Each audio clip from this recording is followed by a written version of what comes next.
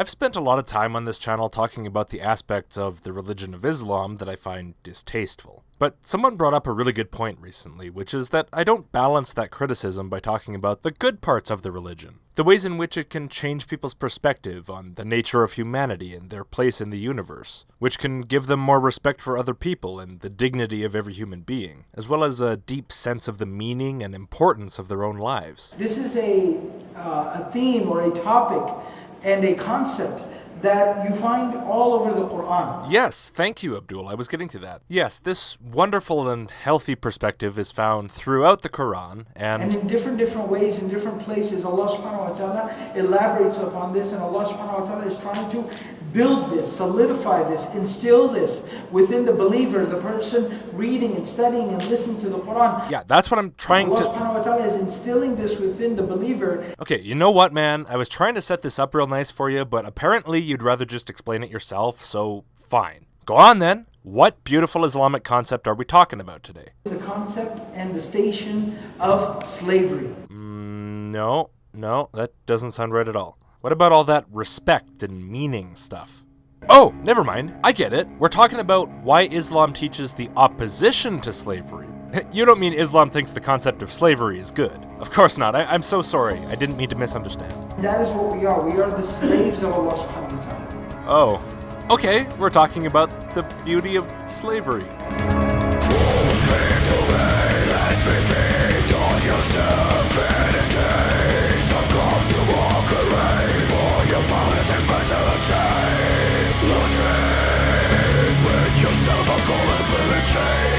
What does it mean to be a slave? It's very important for us to understand. Oh, okay, that's a good point. Yeah, maybe you have a different interpretation of the word slave. Some kind of apologetic that makes it mean something less,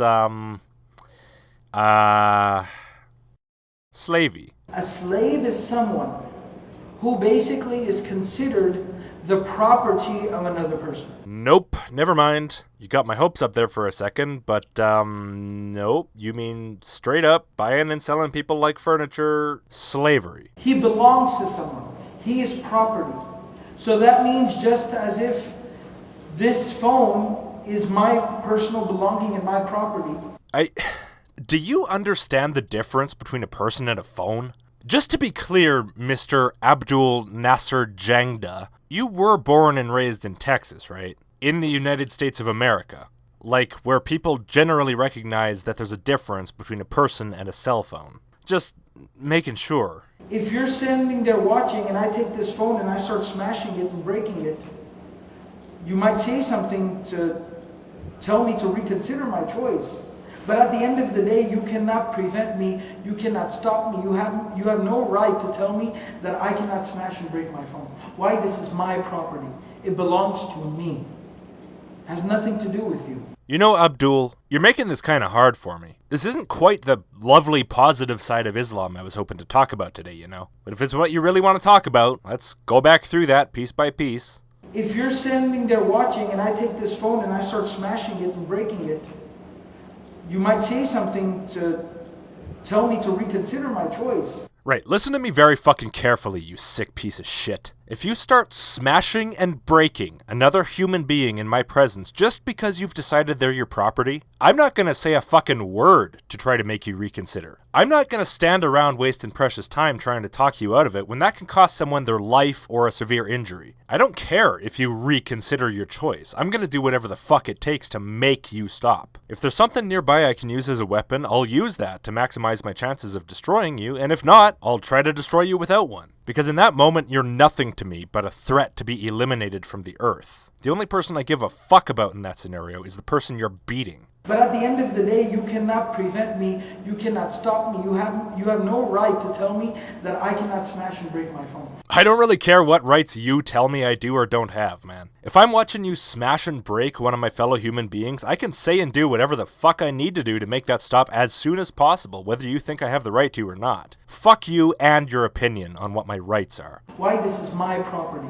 It belongs to me. Says you. I don't care if you tell me you own another human being. That doesn't mean you do. I don't acknowledge that you own anyone or that anyone can be owned. A person is not a fucking cell phone. Has nothing to do with you. It has everything to do with me. Absolutely everything. You're standing right in front of me, beating the life out of another person. What kind of fucking lunatic are you that you think that has nothing to do with anyone but the two of you? Some of us think of people as people and actually give a damn what happens to them. The clear and obvious fact that you don't is completely irrelevant to me, you disgusting bastard. Similarly, a slave belongs to someone. Not by law, and not acknowledged by me or any other human who cares in the slightest about the well-being of others. The most you can say is that a human has been forced into submission by a stronger human. That's not ownership, and it's certainly not acceptable, and people certainly have a right to put a stop to it. And the people who actually care about other people will never think it's okay. He is property. He is owned by someone. He's no different than a phone or a chair or a table. Oh, right. Except, he's a fucking human being. Are you seriously telling me that if someone walked up to you and said, hey, you see that guy over there? Yeah, I claim him as my property. And then they went and they started just stabbing him over and over and over. You just stand there and go, well, you said that guy's his property, so that settles it. I really don't have a right to say anything. And you just stand there sipping on your fucking big gulp, holding your armful of chili dogs while that guy falls over and dies. Are you fucking kidding me? Or a pen or a book. Oh, well, I'm glad to hear at least that you have no problem with people abusing their books, because you should see what I did to my copy of the Quran last night. Hoo boy. He's the property of someone. He doesn't have any rights. He's not entitled to anything, and the master can treat him and give to him and take from him whatever he likes and whatever he wants. Not if the civilized people of the world have anything to say about it. If someone tries to pull that shit in our society and doesn't hide it well enough, his ass won't be taking anything from anyone anymore. Except maybe a cock from his cellmate. That is our relationship with Allah. And that is the biggest of the beauties of Islam. Islam is keeping up the pace. Islam is for every race. And that's what we are. We are the slaves of Allah. We're not entitled to anything from Allah. We cannot demand anything from Allah. You know what I love most about this is that you're not even trying to justify the concept of slavery. No, you just assume that everyone in the audience already believes that slavery's just fine. And that's why you think it makes sense to use it as the justification for why Allah can be as big of an asshole as he wants to be. You don't use justifications that you think can't be justified themselves. You use something as a justification because you think it's either self-evidently just or well justified in the first place. Yeah, Allah acts like a complete psycho who smashes and breaks people because he doesn't give any more of a shit about them than he does about a table or a phone, but he says we're his slaves, so there's really nothing wrong with that, right? Dude, that doesn't make your God or your religion sound good. It makes it sound so bad. Nothing is our right upon Allah. Allah subhanahu wa ta'ala can treat us. Allah subhanahu wa ta'ala can do with us whatever he wants, however he wills. So, might makes right, basically. He's bigger and stronger than we are, and he says he owns us, and we can't fight back no matter how much we might want to, so he can do whatever the hell he wants to us, and he's right to do so. Force us into a pit of fire and burn our skin off, and then replace it with new skin, and do that over and over and over again forever. Whatever he wants. It's all good. So I guess that means that since I'm stronger than my cat, it's totally fine for me to smash and break him, and then once I've got him good and tenderized, I can toss him in the oven and roast him alive. There's absolutely nothing wrong with it. After all, I'm stronger than he is, and I say I own him, so he's obviously really no different from a table or a book. And so anything that we have, many times we start to forget these things. We start to take certain blessings, gifts that Allah has bestowed upon us, we start to think we're entitled to them. You know what? You're right, man. You've changed my mind. You're totally right. So the next time I hear of some parent withholding insulin from their diabetic kid and I hear that kid complaining about it, I'm just gonna say, hey, shut up, Billy, you ignorant little shit. Don't you know your parents own you and you're not entitled to any gifts from them? You think you have the right to demand an insulin shot? Fuck you, you ungrateful slime. So even my ability to see the sight that Allah has given to me, Billy, get down on your hands and knees and worship your rightful owners. And no, I don't give a fuck if you're blind now and you can't see where they are. Do it now, or we'll take your feet too. What, you want me to help you? I have no right to do that, you fucking idiot. I don't own you. And besides, your parents are wise and merciful. Maybe if you do a good job worshiping them, they'll give you a nice chocolate bar later. Not that they have to. Because everyone has the ability to see, we many times start to feel like we're entitled to this. This is our natural right. Allah gives us the ability to see. No. But this is a gift of Allah. If Allah chose to make me blind, then that's it. That's what Allah chose. Yep, Allah is the biggest and the strongest, so if he chose to make you blind, there's not much you can do about it. Unless modern medicine can help you. I doubt anyone would argue that you have much recourse if an infinitely powerful being chose to make you blind. But I will argue that your God is a despicable creature, which, if it existed, would be worthy of nothing but hatred from humans. The evil it inflicts, just because it feels like doing it, is beyond comprehension. And you might say, well, humans do the same thing to creatures they consider lower. Look at the kinds of experiments they run on fruit flies. To which I would say, yeah, and if those flies were capable of understanding the situation they're in, I don't think it would make any goddamn sense for them to say they're fine with everything that's happening to them just because the beings doing it are more powerful than they are. I think if those flies had the capacity to feel hatred for us, they would be very well justified to do so. And the flies who tried to argue a might makes right case, or that the humans own them and so they should stop being upset about it, should be treated with nothing but contempt by the other flies. The same way I'm treating you right now. I can't complain. I can't file a complaint. I can't demand. I can't do anything about it. Because I'm his slave. He chose it not to give it to me. And that's the end of the matter.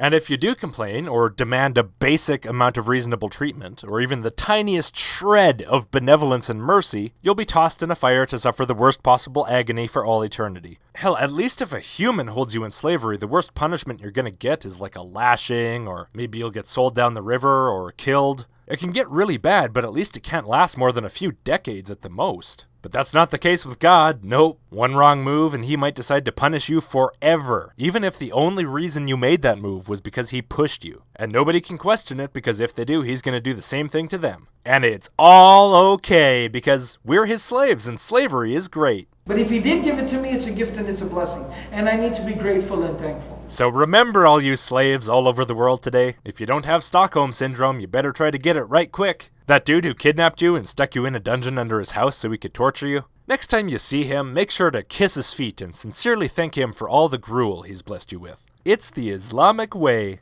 Don't worry about the fact that he took away everything that ever mattered to you and put you through a decades-long nightmare and cut out your eyes. At least he didn't quite let you starve to death, okay? And if the cops ever find you and try to arrest your owner, just explain to them that it's all okay because the guy claimed you as his slave, so you don't matter any more than a chair or a table. I'm sure they'll understand perfectly fine and let him get back to torturing you.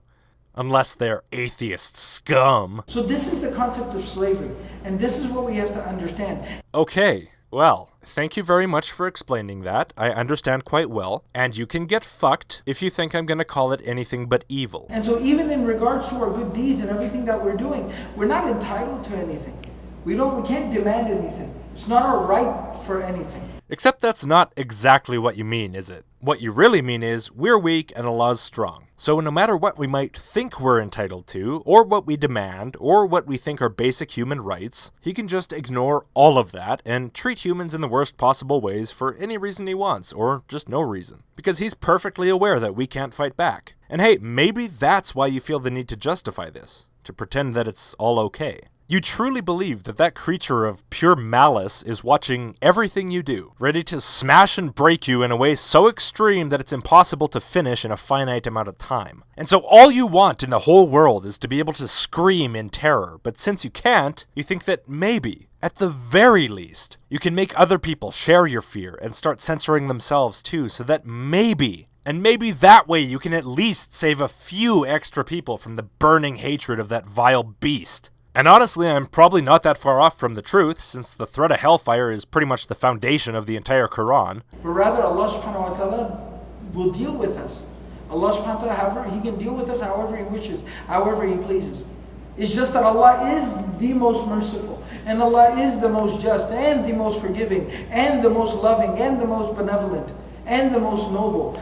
And as the most merciful, just, forgiving, loving, benevolent, and noble, he's gonna tell you you're his slave, whether you like it or not, tell you he can do any sick as fuck thing he wants to you because you're no more meaningful to him than a chair or a table, and then he'll take away your eyesight and whatever else he wants, even though he actually doesn't need any of it from you, and eventually he'll just cast you aside into a fiery pit, make you drink boiling water that will destroy your intestines while your skin burns to a crisp for the millionth time, listen with amusement to your screams and prayers for forgiveness, laugh him off, and make the fire hotter.